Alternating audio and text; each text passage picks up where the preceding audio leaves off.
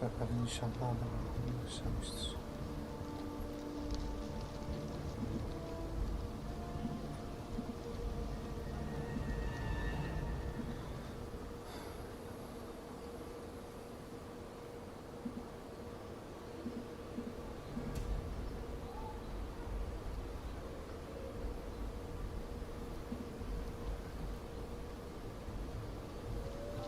Kamera kullanmayacağım. Kamera bugün beni deli ediyor. Daha önceden de yapıyormuş da meğerse. Evet, fark edememişim. Kusura bakmayın Özde.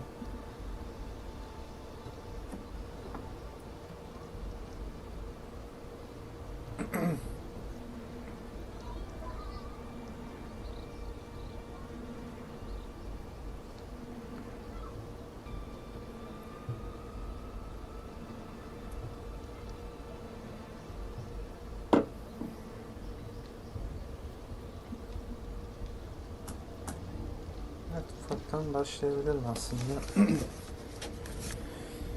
Şimdi şu an için zaten canlı yayında izleniyor. Bunu büyük ihtimal tekrar video şeklinde paylaşırım. Yani o yüzden canlı yayında olmasa bile izleyen herkese hoş geldiniz diyorum. Nedense bu oyuna garip bir şekilde heyecanlıyım aslında. Daha önceden oynadığım, bildiğim bir oyun. Yani biliyorum ama oynamadım. Yalan söyleyecek halim yok. Ama heyecanlıyım yani. Şöyle yine kontrol edelim. Biraz sakın yanlış.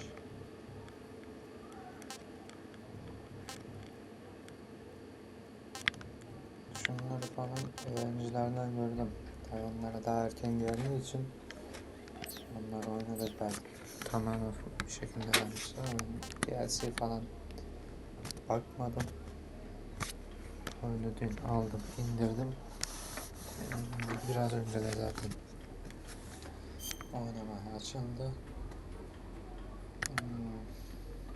Bakalım, heyecanlıyım ya. Cidden merak ediyorum yani. Evet, ilk defa oynuyorum, yalan yok. Yine Steam diyeceğim. Normal çok falan zoru geç. Yani normal olsun ya. Tüm şu anda görüntülesin. Uğraşmayalım. Hadi bismillah. After the end of World War II, the world was split into two, East and West. This marked the beginning of the era called the Cold War. İkinci Dünya Savaşı'ndan bahsediyor olması lazım.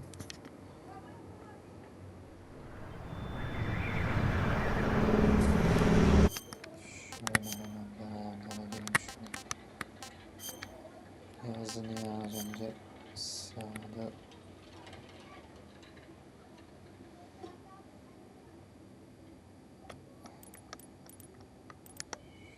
Şöyle iyi midir? Şöyle bir deneyelim.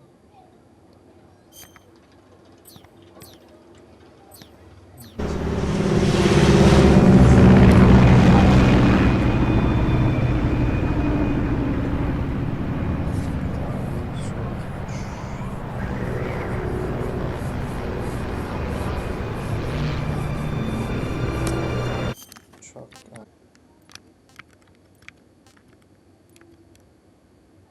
İnşallah şu müziklerden telif şey olmaz ama bir yerde kalsın ya. Gelirse de bir şekilde bakarız programlara.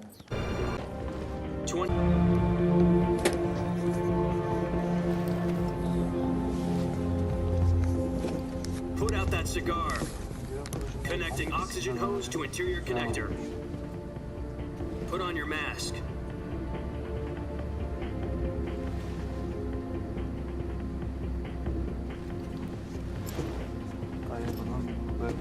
Does this panty waste know what he's doing? Aslında ölçük değil mi ya? Pardon. Orta olsun, metin olsun, sarı olsun, hafif. Buradan çıkması.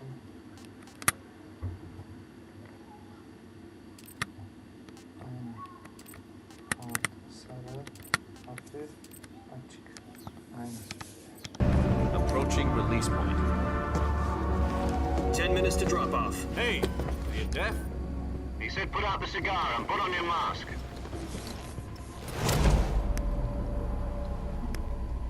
Nefis kızılı. Attıklar oraya.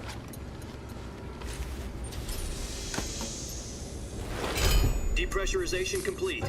Checking oxygen supply. 6 minutes to drop off. Opening rear hatch.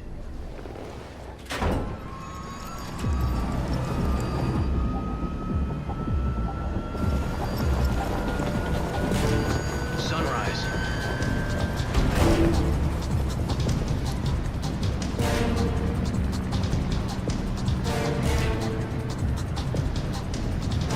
External temperature minus 46 degrees Celsius. 2 minutes to drop off. Stand up. You'll be falling at 130 miles per hour. Try not to get frostbite from the wind chill. 1 minute to drop off. Move to the rear. Activate the alarm bottle. This is one for the history books. The world's first halo jump. 10 seconds to drop off. Stand by. Status okay. All green. Prepare for drop-off. Countdown. 5, 4, 3, 2, 1. Spread your wings And fly. God be with you.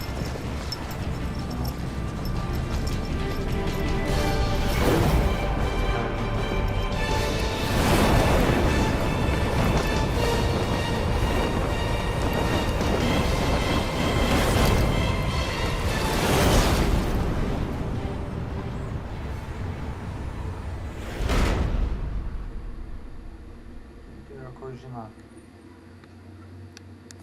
Jack, I've got some important news. The head of the CIA has finally given us the green light for the virtuous mission. Virtual mission? No, the virtuous mission. The future of our Fox unit depends on it. If it succeeds, we'll be officially organized into a unit. Virtuous mission? Sounds like some kind of initiation ritual.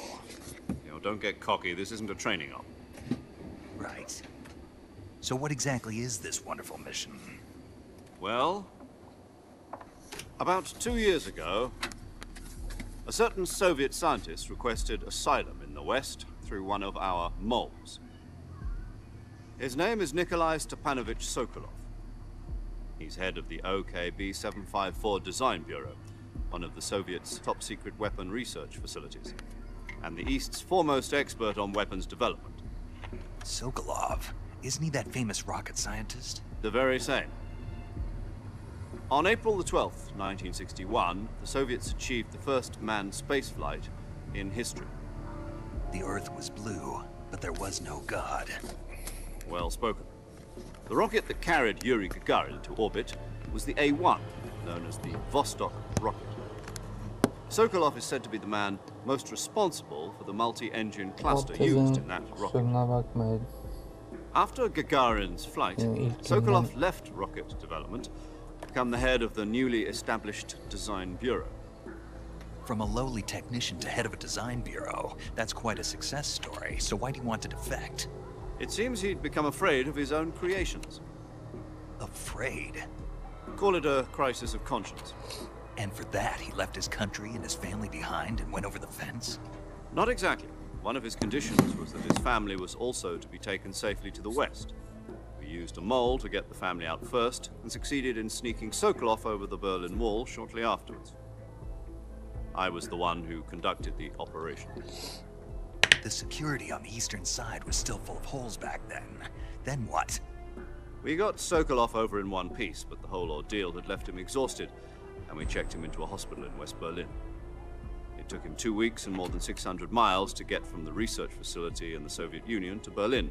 He was in no condition to say anything coherent. And it was only a week later that we had something much bigger on our hands. The Cuban Missile Crisis. October the 16th, 1962, President Kennedy received word that the Soviets were in the process of deploying intermediate-range ballistic missiles in Cuba. The President demanded that the Soviets dismantle and remove the missiles. At the same time, he announced a naval blockade to prevent further missile shipments from reaching Cuba. But the Soviets didn't back down, instead placing their armed forces on secondary alert. Soviet transport ships carrying missiles continued on course towards Cuba. US and Soviet forces went on alert for an all-out nuclear war.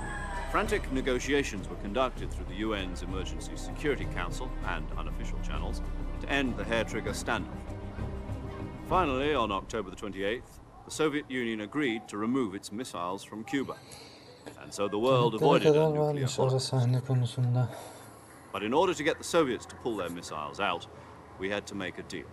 You mean the one where the US agreed to remove its IRBMs from Turkey? No. The Jupiter IRBMs deployed in Turkey were obsolete, and we were going to get rid of them anyway. They had no strategic value whatsoever to either the US or the Russians. The Turkey deal was a ruse, a cover story that was fed to the other intelligence agencies around the world. So what did the Russians really want? Sokolov. They wanted us to return Sokolov. You mean the Soviets pulled out of Cuba just to get their hands on Sokolov? That's right. What the hell was he working on? At the time, we had no idea.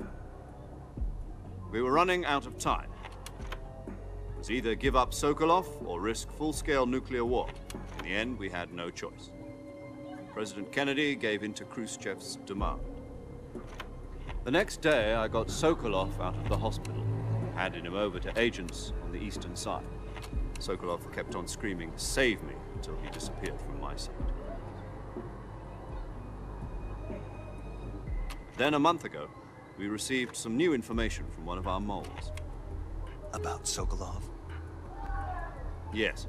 He was taken back to the research facility and forced to continue working on the weapon in question under KGB supervision.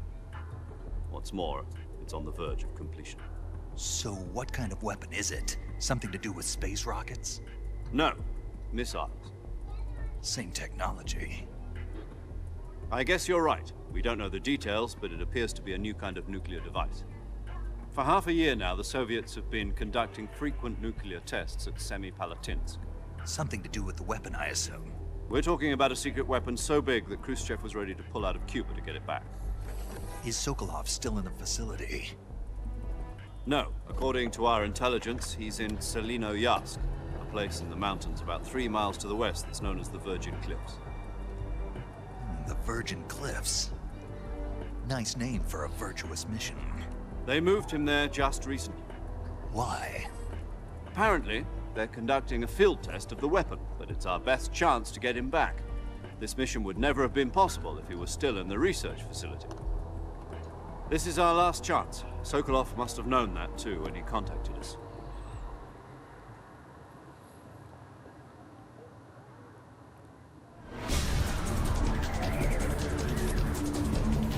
Evet, nihayet herhalde arkada bulunmak yok. Hiçbir şey anlamadım mesela. Onu da öyle artık. Hiçbir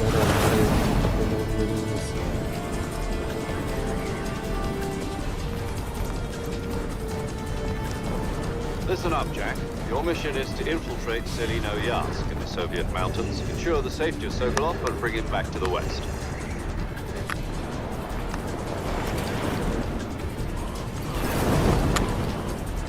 If we don't get Sokolov back before that weapon is complete, we'll be facing a major crisis. The clock is ticking.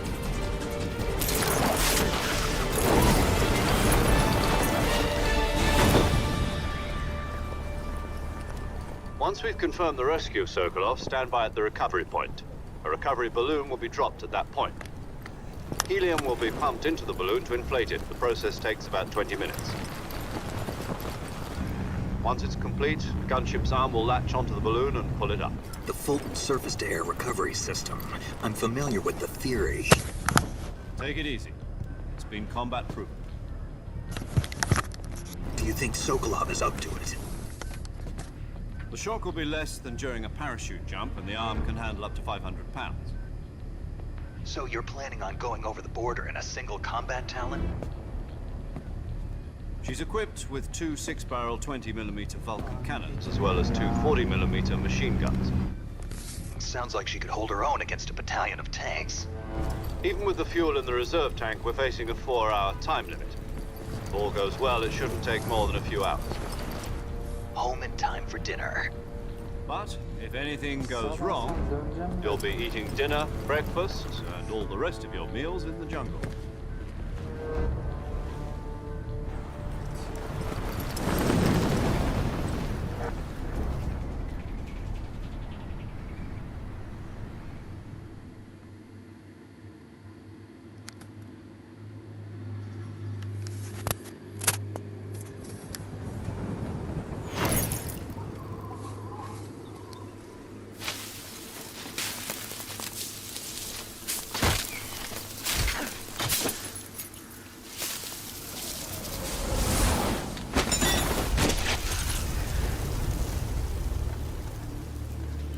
Kafayı tosun gibi oldu ya. Şuradan bana bak, anladın mı?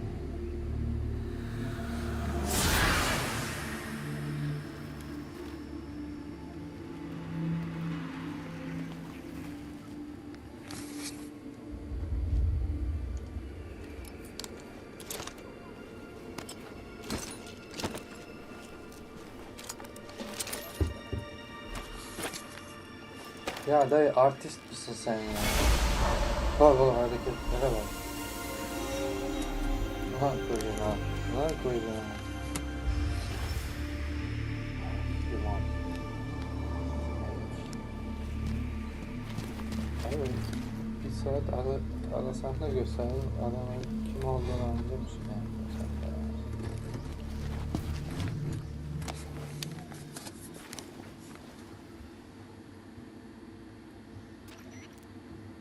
Do you copy? You're already in enemy territory. Somebody might be listening in. From here on out, we'll be using code names to refer to each other. Your code name for this mission will be Naked Snake. I'll be referring to you as Snake from now on. You're not to mention your real name. Snake? Well, you don't like snakes? What do you mean? You've eaten one before, haven't you? In survival training? I'm glad to hear that. I don't know if I'd ever order one in a restaurant, but... Be careful, you might not have a choice. What about you, Major? What should I call you? Let's see. I'll be Tom. Call me Major Tom. This will be a sneaking mission. You must not be seen by the enemy. You must leave no trace of your presence. Yes, sir. Is that clear? This Yes. kind of infiltration is the Fox unit's speciality. In other words, weapons and equipment are procured on site. That goes for food as well. You're completely naked, just as your name implies. Great. Now I see why you asked me if I like snakes. I suppose calling me Snake was your idea of a joke, too. No, there's a good reason for that. I'll tell you later when the time is right. Gotcha. Getting back to the subject, how exactly am I supposed to feed myself? You've been issued a...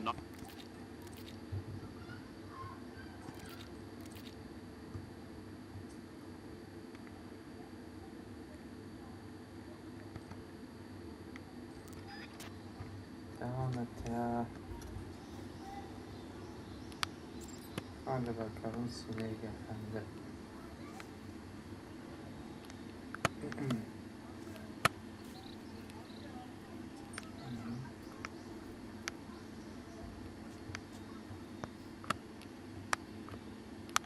Allah muhafaza.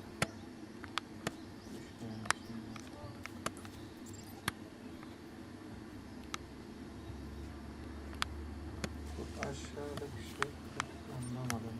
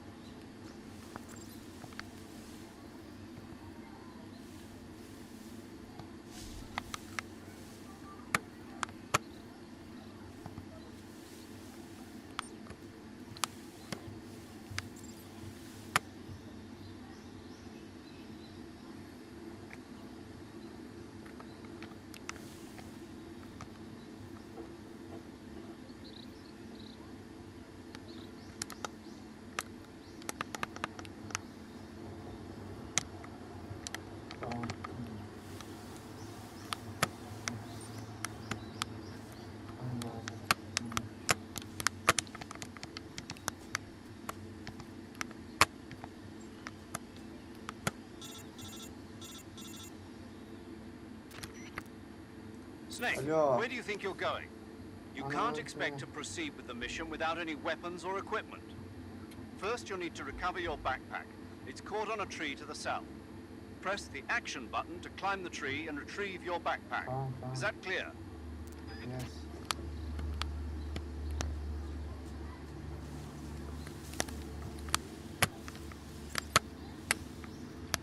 Hangi tarafından gidiyorum ya?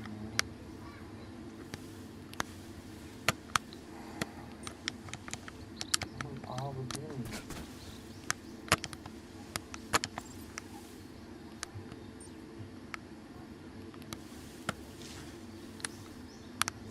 Çıkmıyor kanka.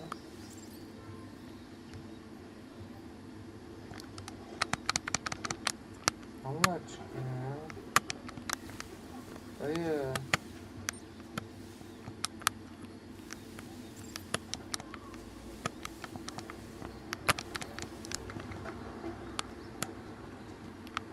Ya senin filmlerini bak.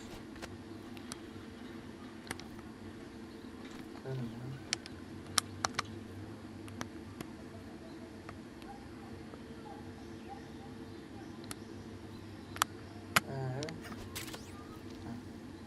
Allah.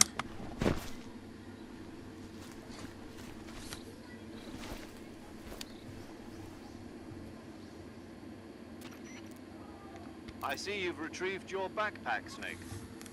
To equip a weapon, it's necessary to take it out of your backpack. In the survival viewer, choose Weapon from the backpack. Your available weapons will be displayed in a list on the screen. From that list, choose the weapon you want to equip and press the Enter button. For other equipped items, just do the same thing from Item. Got it. Use the survival viewer backpack. Yep, that's right. Survival is fundamental to this.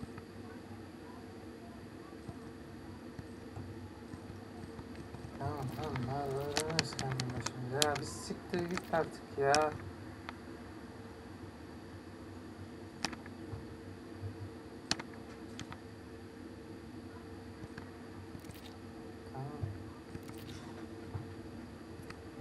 Tamam, anladım,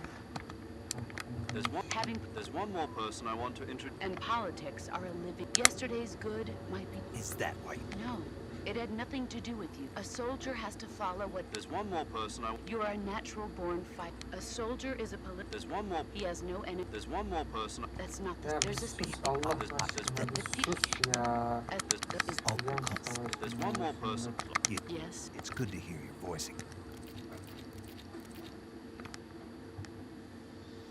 Snake, try to remember some of the basics of CQC.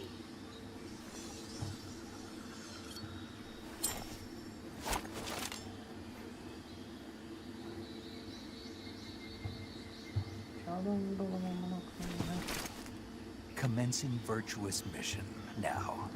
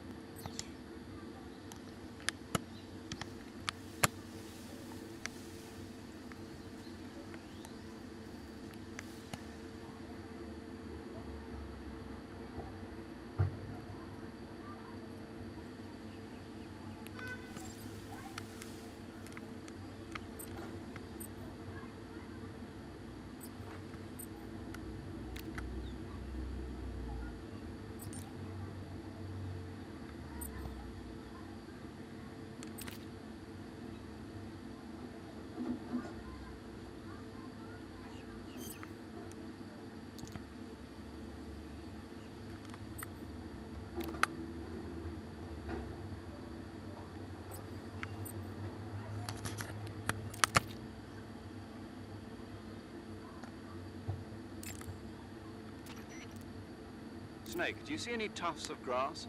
Yeah, What kind of grass? just ordinary grass. Nothing special. You should check it anyhow. It's pretty thick grass, about waist high. If you crawl into the grass, you can advance undercover. When you do, the camera automatically... If you want to stand up again, press and hold the crouch button once more. This allows you to observe things so that... Got it? Yeah, But what? was that the only... What do you mean? You had me check it just so you... That's right. Pretty useful. Right. Shall we cap? By all... Even when hidden in grass, if you make a noise, when enemies are nearby, move with slight movements of the... That way you can proceed with minimal disturbance.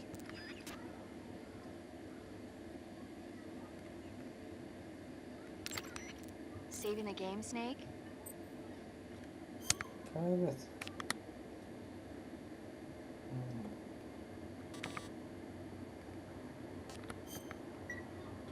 Hey, Snake, you ever heard of Godzilla, King of Monsters? No, what is it? It's a movie. You haven't seen it? Nope. It's about this monster called Godzilla, who grows to an enormous size in a nuclear test and goes on a rampage in Tokyo. Nuclear test, huh? Then the Marshall Islands must be crawling with giant monsters right about now. Dayı ne anlatıyorsun just sen ya? make-believe. İki mermi Maybe that's why my sıkalım, pants gözünü have been so seveyim tight ya. lately. Snake, it's a movie, not a report out of Los Alamos. Başlıklarını sağ I know. So then what happened?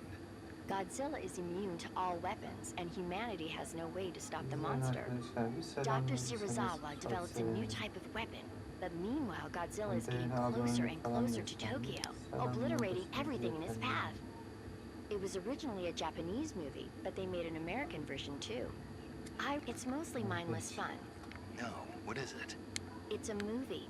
You haven't seen it, and you'll just have to go to Japan. Really? Gideriz anam, That's too gideriz. Şu bad. Well, if you ormandan wait 40 years, you kurtulalım. might be able to Aklınız see it. Why is anasını that? satayım. 2024 Görevle will be ilgili bilgi Godzilla's sen niye 70th uçaktayken birthday. söylemiyorsun You veya think they're still going to be toplantıdayken? making Godzilla Attınız movies then? ormanın arasına vır vır vır vır vır vır vır. Lan siktir git, ne Godzilla'sı ya? That's the spirit.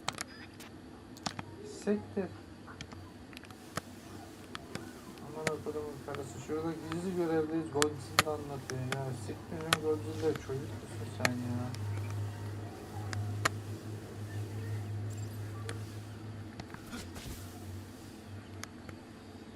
Ha, siktir.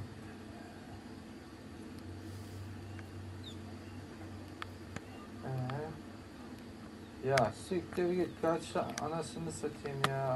Hoş. Gelme ananı.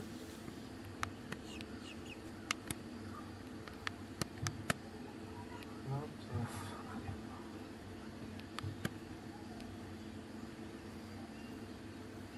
Benim etim ne buldum ne size yetmem. Kan akıttığınıza değmem. Anasını satayım, gidin lan. Uş.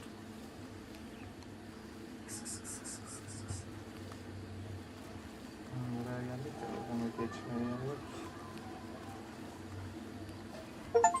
Ananı avradını.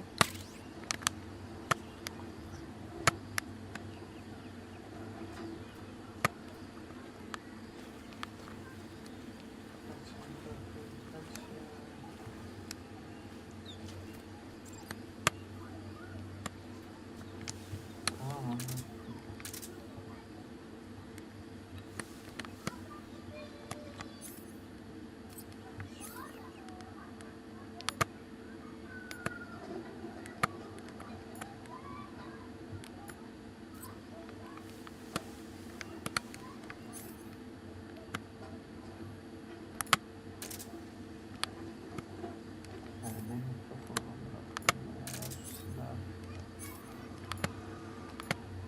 Tabancayı ver.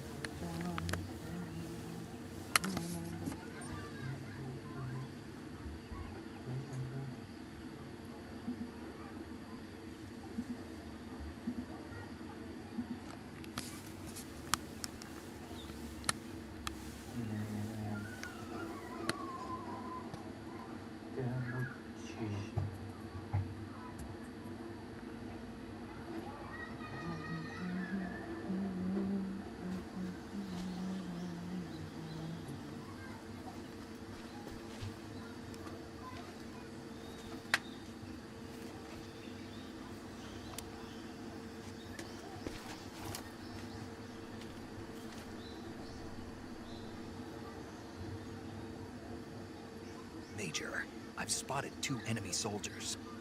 They're probably KGB troops sent to guard Sokolov. AK-47s and grenades.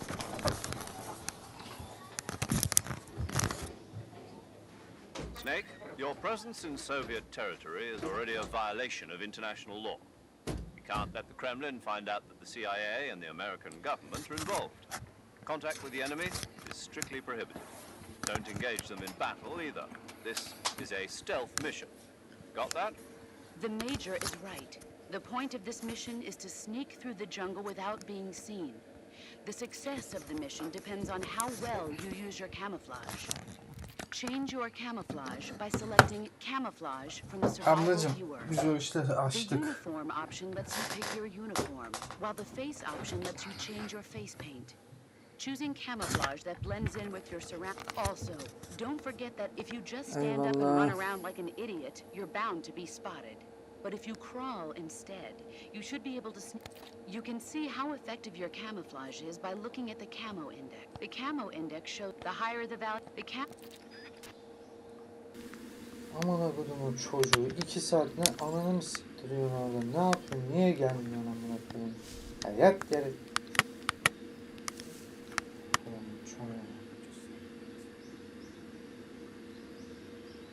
Yürü ananı amına koyayım. Yürü.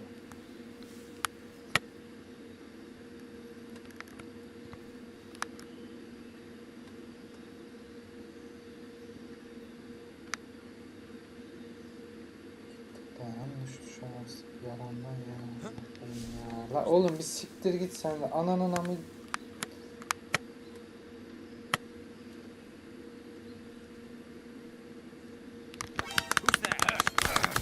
Lan vur ya vur. Hala yere yatıyor ya. Oğlum ne yapıyorsun? Vur. Amına koyayım. HQ respond. Ya bir ya. Patrol here. Enemy sighted. Requesting backup.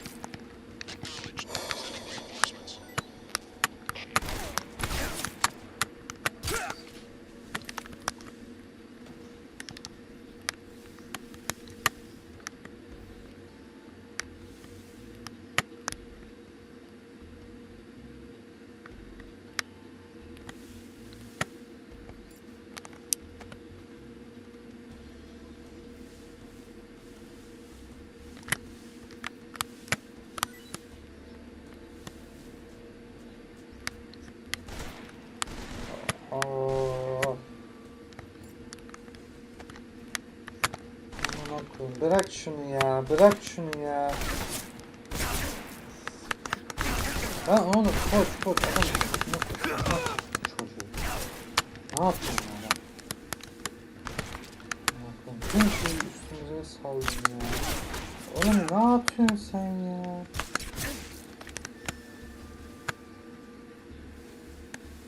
Kanka boncuk tamam ya.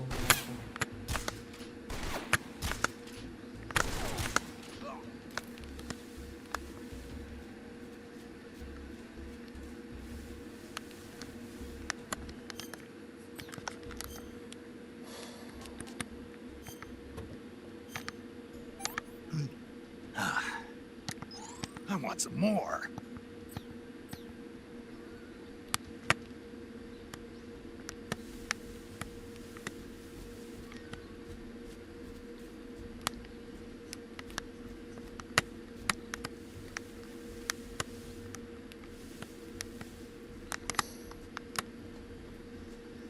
Ne yapıyorsun lan?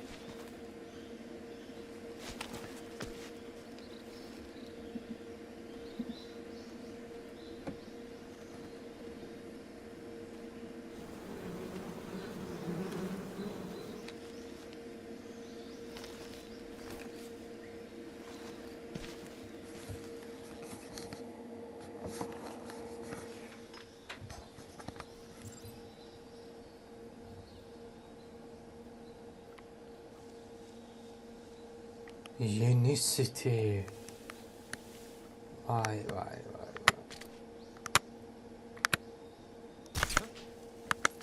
Oğlum boncuk mu atıyorsun? Ne yaptın sen ya? Bak ya. Gerizek.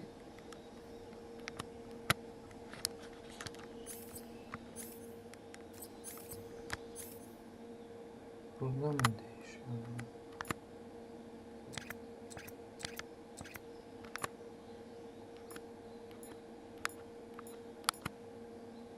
Ha, bayıltma şeyi yani.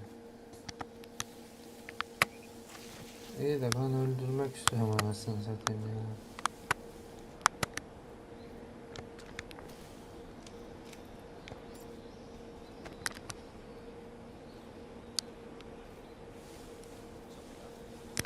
Bok var. Bırak şunu.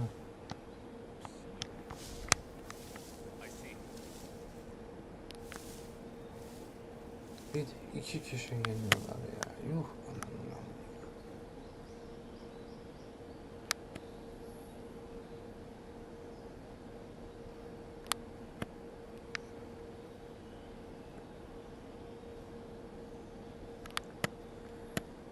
Gel lan.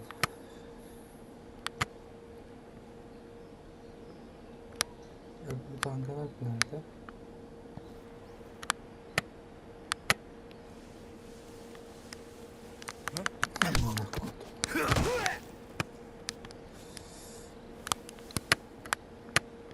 Çıkaramam mı?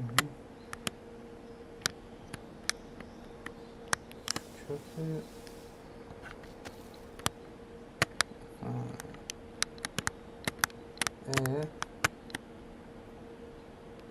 Bırak diyeceğim, kendini atacak aşağı. Ben de kendimi atacağım aşağı. Anam koyayım ya.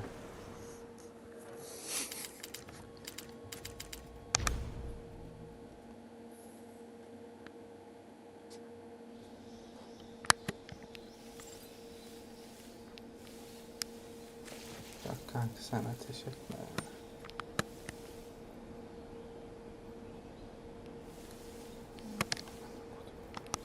Dön. Amına. Niye dön? Şşt, şşt.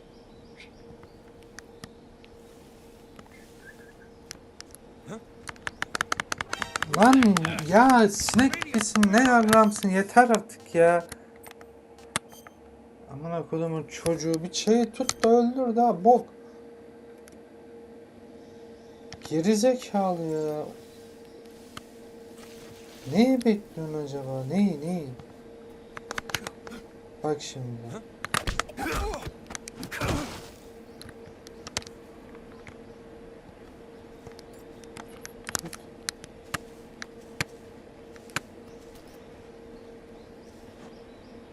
Ananın amı. Ananın amına koyayım senin. Ananın amını sikeyim.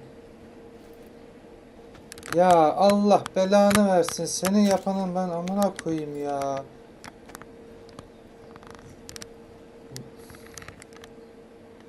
Ya kim diyor sana bırak diye? Kim? Ya cidden kanser ya.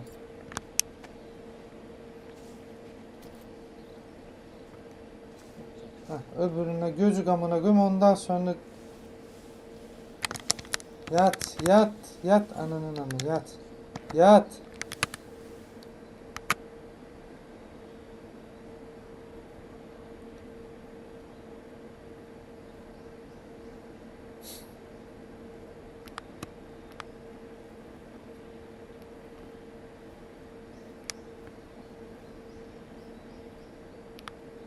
Gel lan bok, gel. Ya ananın amıyım zaten, ananın amıyım.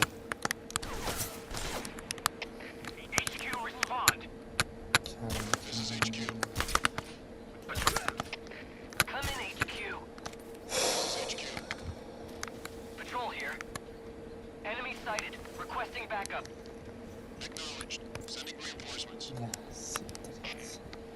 siktir git. Ya ne yapıyorsun orospunun çocuğu? Ne yapıyorsun? Ne yapıyorsun? La çek yukarı.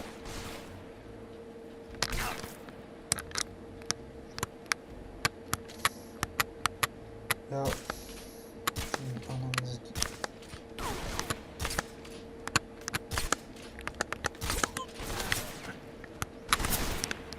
Ya yok ya, yok ya. Vallahi oynamayacağım ben bunu ya. İade amına koyayım. Oğlum çık yukarı, çık. Ananın amını sikeyim, çık. Ya ne yapıyorsun orospu çocuğu? Ne yapıyorsun? Ananı sikeyim, ne yapıyorsun? Ben sikeceğim şimdi o mermiyi de seni de. Oğlum nereye vuruyorsun? Dönsene bu çocuğuna, dönsene. Ya sinek ananı sikeyim ya. Gel de söyle amına kodumun amına. La oğlum bir siktir git artık ya. Öldüreceksen öldürsen de ya. Bak ya. Oğlum yakala şunu. Kalk ayağa siktir belanı. Gerzek ya.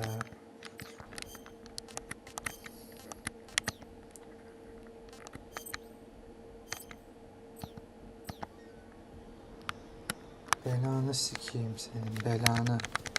La zıpla şuradan bari zıpla. Amına kodumun çocuğu. Seni efsane sayanı sikeyim. Heh, git ananın amına git. Ananın amına git.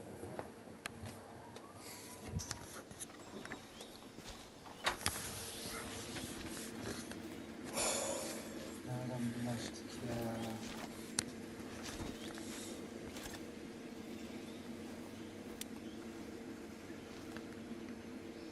Major, I've reached the abandoned factory where Sokolov is supposedly being held. Sokolova This place is a sokayım. dump.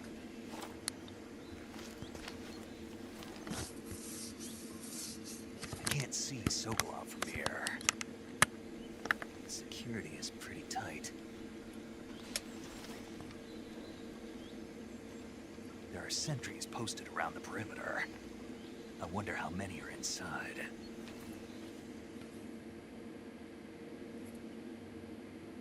Your objective, Sokolov, is inside the factory. They should be holding it. Northeast section.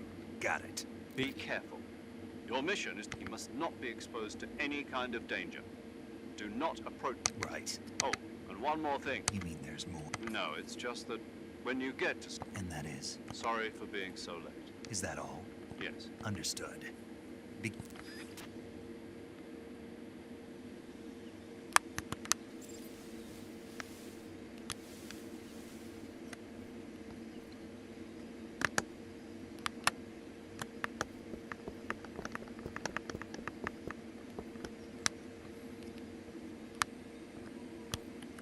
Yaptın.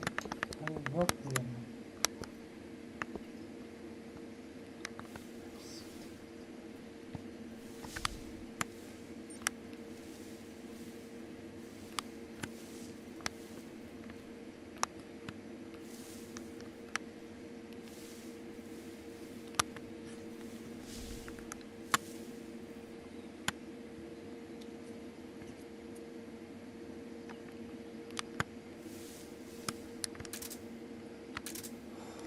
Abi etraf tarama falan verseydin bari ya.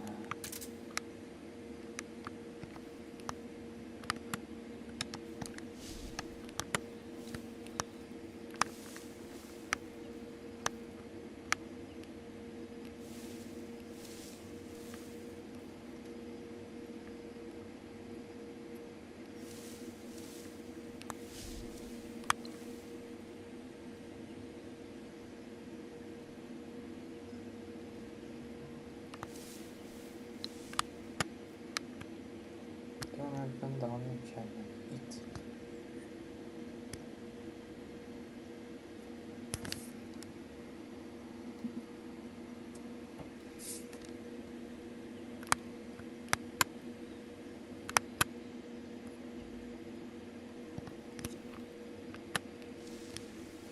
Huh?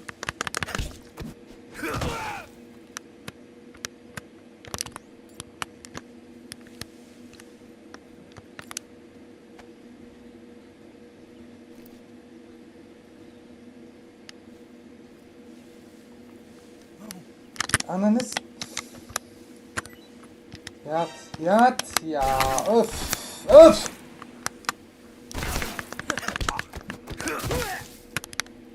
Ben bunu aldım ama ya. Ah gel amına kodumun oğlu gel. Ya kim destekleri böyle? Kim diyordu amına?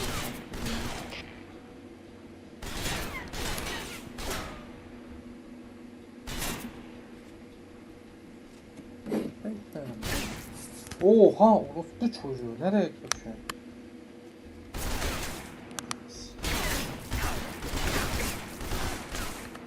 Sinek koş koş.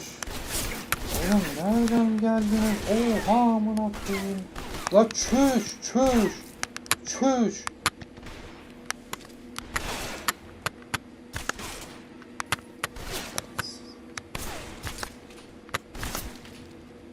Amına koyayım. Hani nereye atarsak da... La yuh! Okunu çıkarma da amına koyayım ya.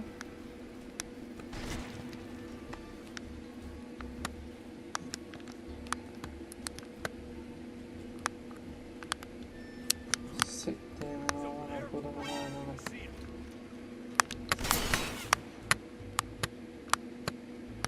Sana biraz günceller amına koyayım ya.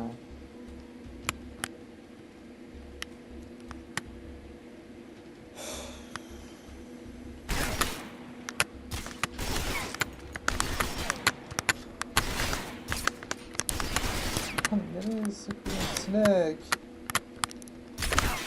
Ya ananı sıkıyorsun sen. Al amına koyayım. Al.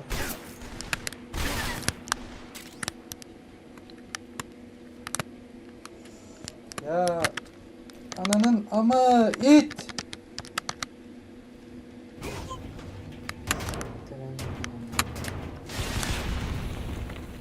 Hala ses diyor ya.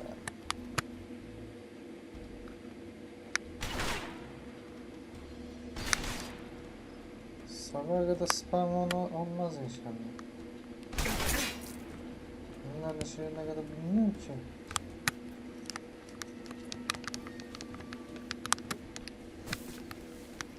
Bayılma süreleri.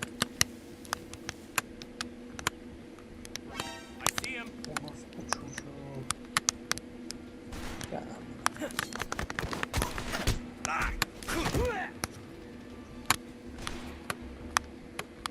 Başka.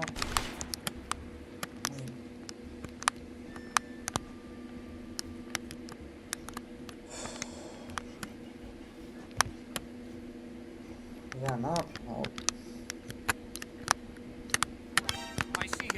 Yakala. Başka. Onlar da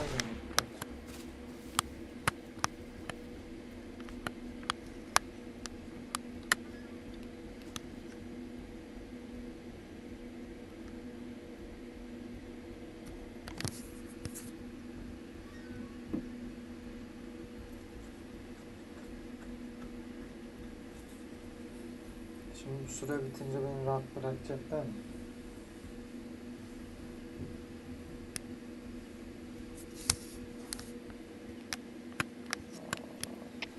HQ. This is HQ. Patrol here. We've lost sight of the enemy. Commence alert formation. Acknowledged. The enemy is still nearby. Pursue and engage him. Siktir git. Hiç. Ne oldu oğlum bu şey? Hadi tamam.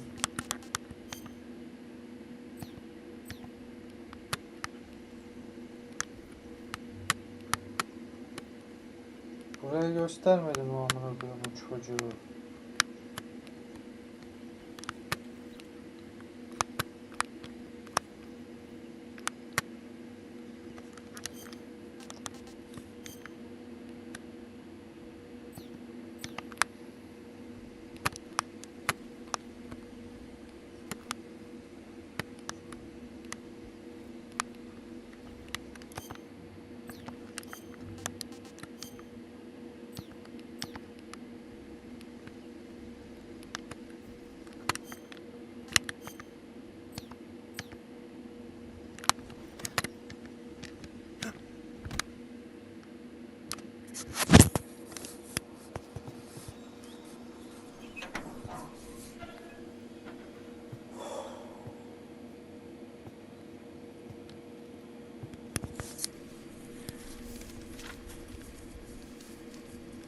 Dışarıda kıyamet kopuyor. Sen burada kağıt yakıyorsun. Dayı. Sokolov. Are you one of Volgin's men? You'll never get it from me. No. I'm a CIA agent. I've come to escort you back to the other side of the Iron Curtain. You're CIA? Yeah. I was sent by Major Zero, the man who got you out 2 years ago. Zero? I have a message from him. What is it? He said to tell you sorry for being so late. Did he now? What does it mean? It means he's a man of his word. But we've got no time for this. You'll have to get me out of here before they arrive. Emrine alır. Who's they? Colonel Volgin of GRU. You in the West know him as Thunderbolt. Thunderbolt? Never heard of him. He's a member of the Army's extremist faction, a man who seeks to seize control of the motherland. Ever since the Cuban Missile Crisis 2 years ago, Khrushchev has been pursuing a policy of peaceful coexistence with the West. Despite resistance and criticism from hawks in the army and the provincial authorities, Khrushchev has managed to suppress the opposition so far. But the failure of his agricultural policies has put him in a precarious position. And on top of that, the tragedy last November. President Kennedy's assassination. Precisely. In a sense, Khrushchev has lost his biggest partner, and his power base is rapidly crumbling away. A certain group is plotting to use this opportunity to seize power by rallying the anti-government forces, overthrowing Khrushchev, and installing Brezhnev and Kosygin in his place. The mastermind behind this plot is Colonel Volgin of the GRU. He has control over another secret weapons research facility much like this one, OKB-812, known as the Granin Design Bureau, and is using it to further his plans. But that is not enough to satisfy him. Now he's plotting to seize the secret weapon I have been developing here and use it as leverage in his bid for power.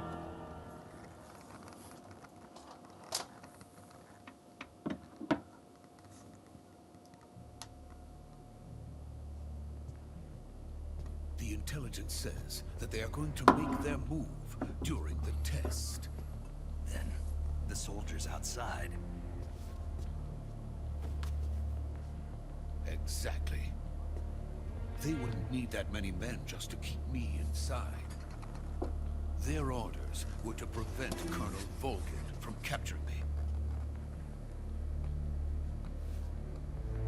Even if it meant killing me in the process, or so it would seem.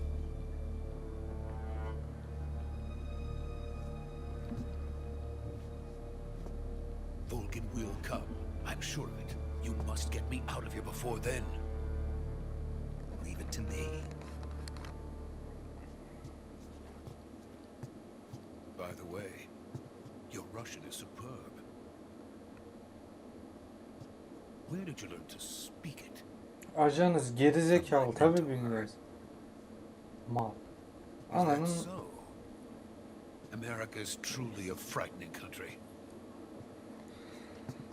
Having second thoughts. No. I have no love for this place. Let's go.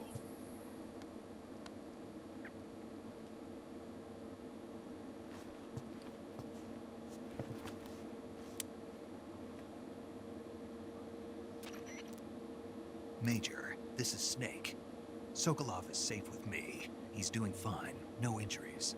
Good work, Snake. Now hurry up and get Sokolov to the recovery point. We'll rendezvous with you there. Roger. What about the sentries? I managed to get past them. I see. What about the boss? We lost contact with the boss some time ago. What happened? It's probably just a weak signal. Just hurry and get Sokolov out of there.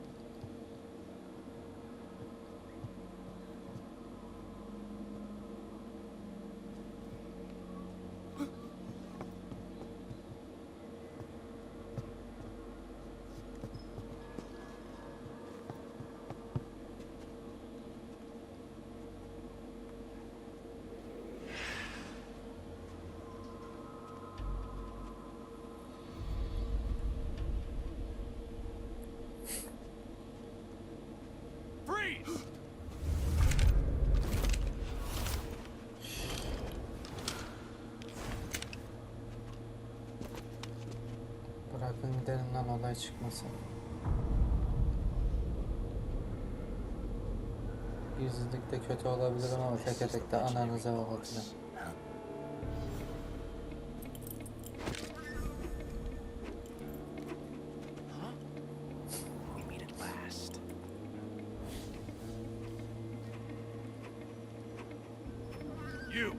You're from the Ocelot unit of Spetsnaz. Huh.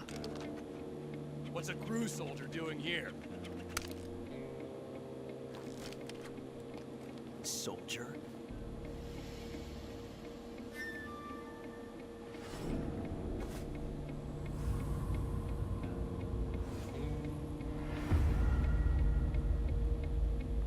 He's the Ocelot commander. That's Major Ocelot to you. Don't you forget it.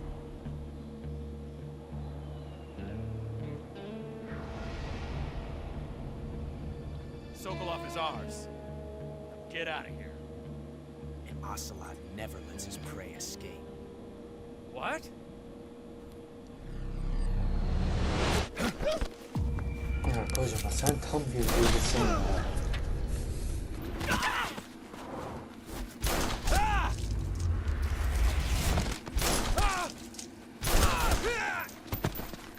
Bir de o kocama değil Hollywood kocamaması daha iyi olur.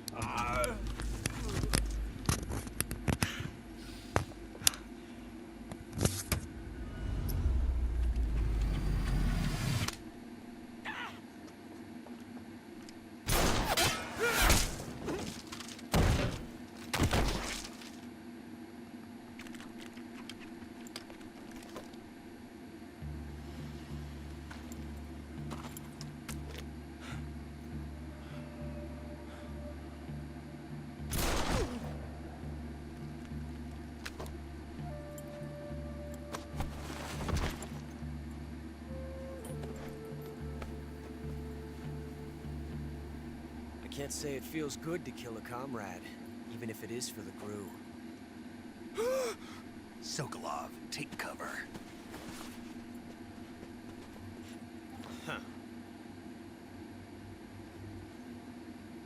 Lan İngilizsin lan şerefsin adam o kadar yardım et. Oturun konuşun delikanlı gibi. Not the boss, are you?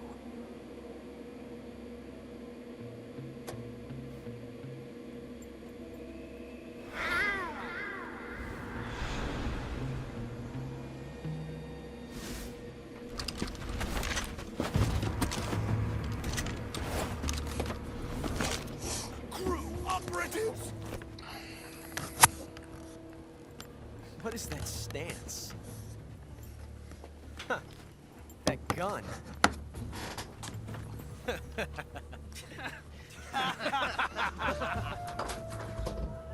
If you're not the boss, then die.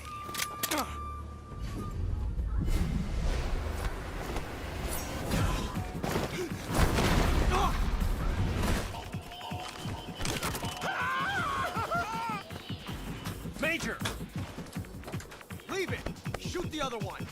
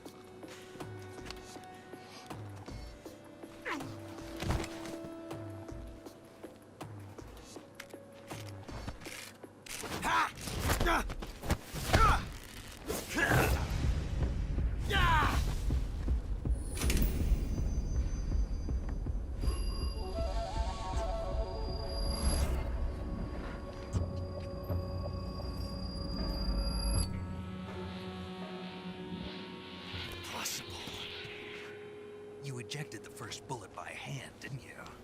I see what you were trying to do. But testing a technique you've only heard about in the middle of battle wasn't very smart. You were asking to have your gun jam on you. Besides, I don't think you're cut out for an automatic in the first place. You tend to twist your elbow to absorb the recoil. That's more of a revolver technique. You filthy American dog!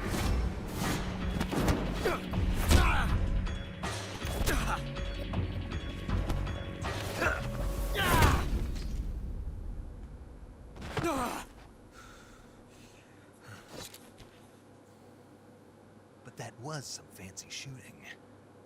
You're pretty good. Pretty Dayı, good.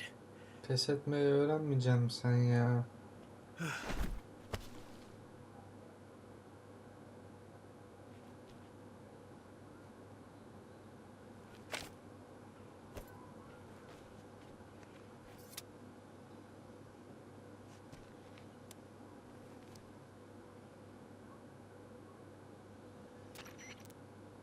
Major, do you read me? I read you. Snake, you all right? I've run into a few snags. These guys were after Sokolov too. Apparently they were taking orders from a GRU colonel named Volgan. A GRU colonel? Part of an internal Soviet power struggle, according to Sokolov. Something between the KGB and GRU. Between Khrushchev's supporters and Volgan's. Sokolov was being guarded by the KGB and hunted by GRU? Snake, it sounds like this could be even hotter than Cuba. I don't like it. Something about the whole thing stinks. I agree. You'd better hurry. Sokolov ran off by himself, but I'll catch up to him. We're counting on you.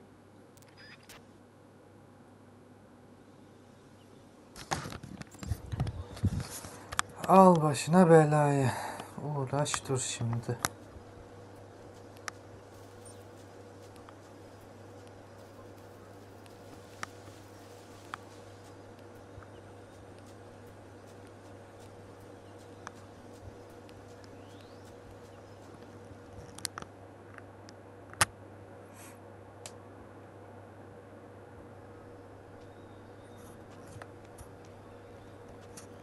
Ne yapıyorsun lan, işiyorsun? Az hareketlere bak Allah'ım. Those men were from the Ocelot unit. Spetsnaz? Yes. The best crew has to offer. They're coming for me. I'm finished. Calm down. I'll get you out of here, I promise. And we got some of the best backup we could ask for. Look.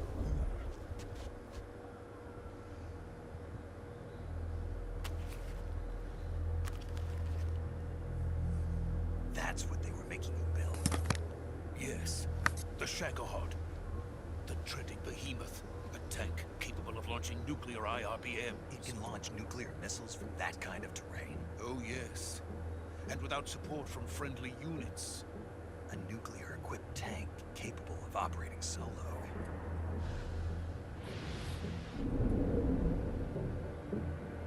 Is that thing finished? No. This is only the end of Phase 1. It won't be truly finished until we complete Phase 2. Phase 2. The weapon's true form. If it is completed and the Colonel gets his hands on it, it will mean the end of the Cold War. The end of the Cold War? Yes. And then the Age of Fear will truly begin. A world war. I had no choice but to cooperate. I didn't want to die. I wanted to see my wife and child again in America. Please, take Korkanın çocuğu olmaz dayı. Gerekiyorsa geberip gidecek. They cannot complete it without my help. Got it. Let's go. Şerefsizce yaşayacağına şerefinle ölseydin daha iyiydi. Biz de uğraştık.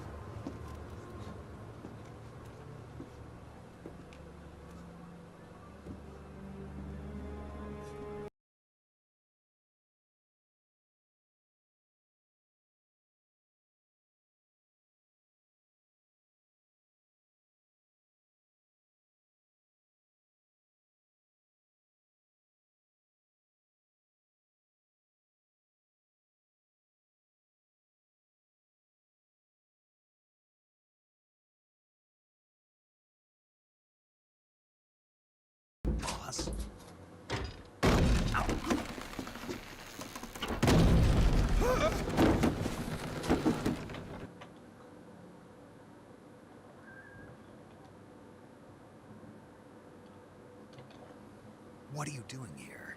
Sokolov comes with me.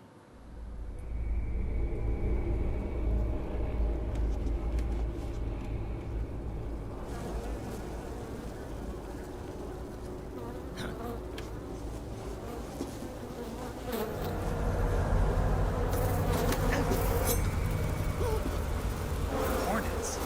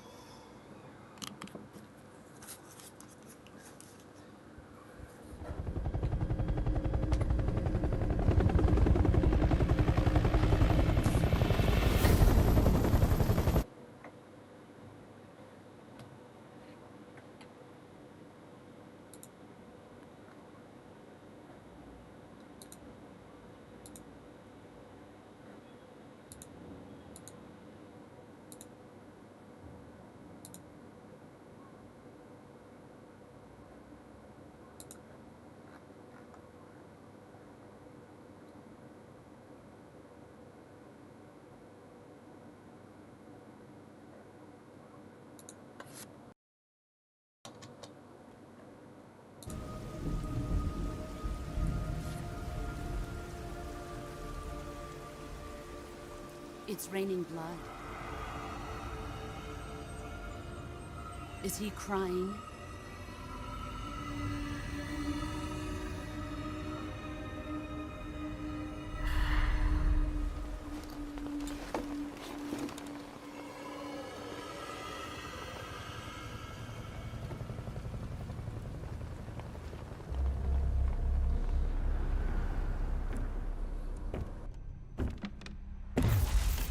Kuwabara, Kuwabara.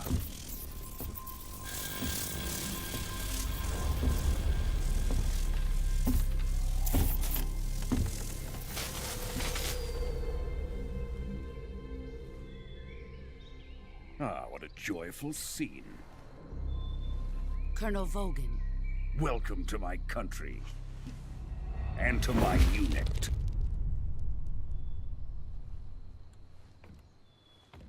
Boss, what is this? I'm defecting to the Soviet Union.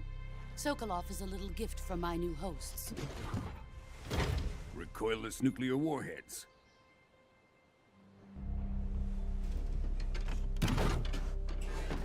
These will make a fine gift for me. This can't be happening.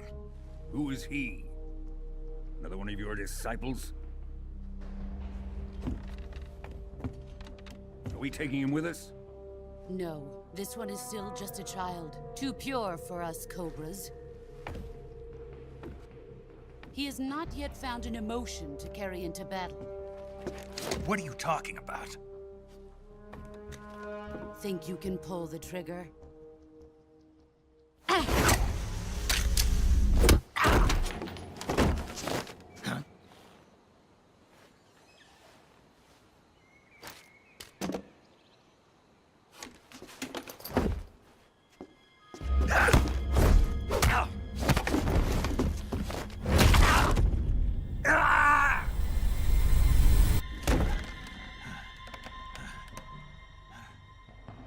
He's seen my face. We can't let him live.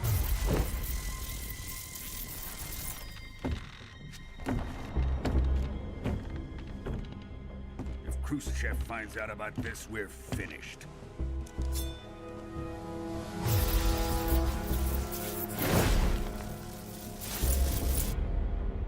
He must die. Wait. He's my apprentice. I'll take care of him.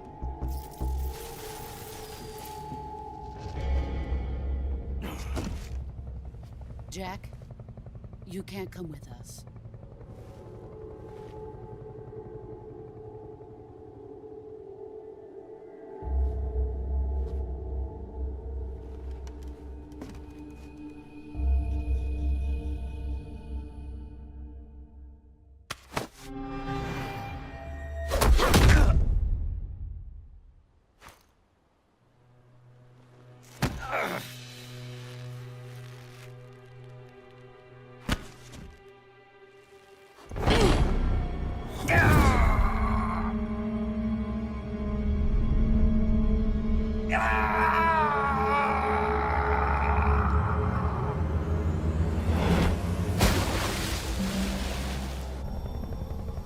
The new blood has been rejected.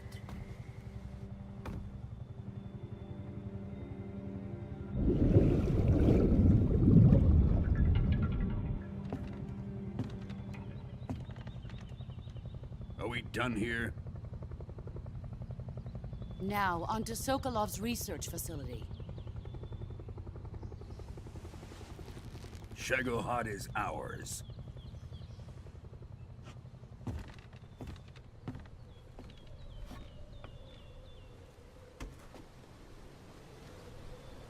Drift away. My place is with them now.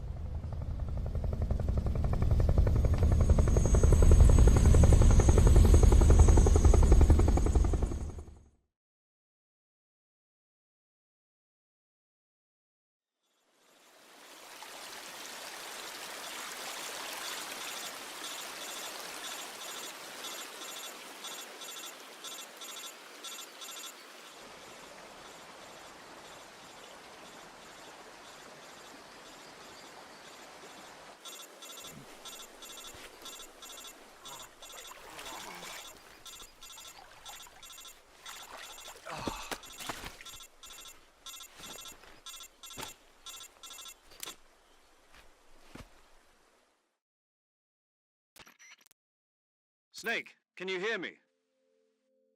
Yeah. Just barely. Snake, listen to me. You need emergency medical treatment. Can you move? You've got to get those wounds. All right, let's get you fixed. Okay, Snake. Just relax. Stay with me. Major. We'll talk. Okay. First, open the survival viewer with this. If you select cure, you can start the treatment. Healing is divided into... They need to be... Move the healing cursor with a movement. Once you've used the movement, with this method, treated bone lacerations, you'll need disinfectant to... You do everything. Understood? Stay with me.